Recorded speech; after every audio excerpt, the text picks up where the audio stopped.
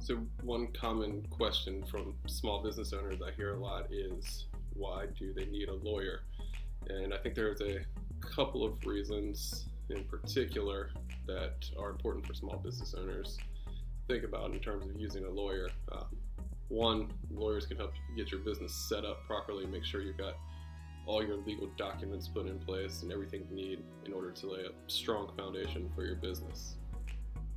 Two, I think using a lawyer and as a counselor and advisor is extremely important for small business owners. You should view a lawyer as a strategic partner who can work with your business throughout the business life cycle and help you minimize risk in real time before they become full-blown court cases or disputes.